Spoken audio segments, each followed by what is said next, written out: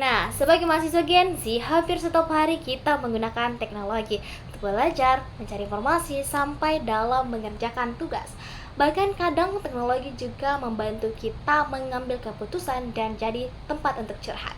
Nah, tapi pernahkah kita berpikir bahwa teknologi bukan hanya sebagai alat bantu, melainkan kesempatan untuk berkembang dan berinovasi? Nah, Assalamualaikum warahmatullahi wabarakatuh.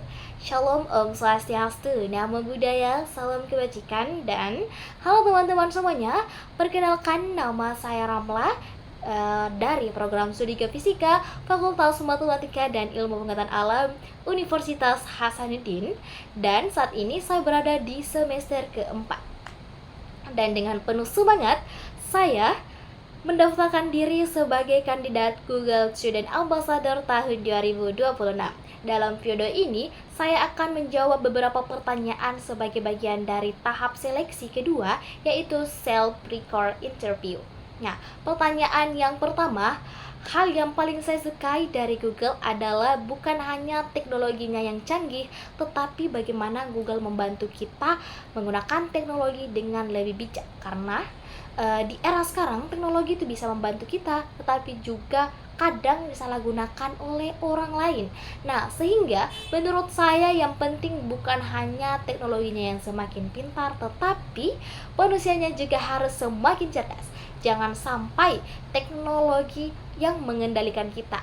Nah, bagi saya, Google seperti halnya avatar modern yang multitalenta, memberikan kita alat seperti Google Gemini AI, Google Workspace, sekaligus ruang untuk belajar dan bereksperimen.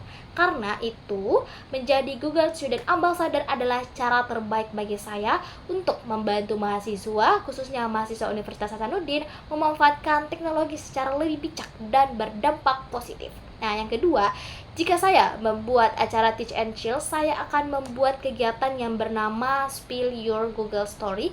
Nah, ruang santai berbasis lomba di mana mahasiswa berbagi cerita paling random tapi bermakna tentang bagaimana Google membantu mereka menghadapi permasalahan nyata. Nah, diawali materi singkat, lalu peserta akan dipilih secara random untuk spilling story mereka, dari tugas yang terasa mustahil sampai ide yang tiba-tiba muncul karena menggunakan Google. Nah, suasana yang seperti deep talk yang seru. Nah, harapan saya hal kecil ini bisa menjadi inspirasi besar. Output kegiatan ini adalah kumpulan cerita terbaik yang dikemas menjadi konten inspiratif mahasiswa yang membuktikan bahwa teknologi bukan cuma untuk mencari jawaban, tetapi membuka kemungkinan. Nah, yang pertanyaan ketiga, salah satu pengalaman out of the box saya terjadi saat mendapatkan beberapa tugas sebagai mahasiswa geofisika, yang mana saya memanfaatkan teknologi Google secara kreatif.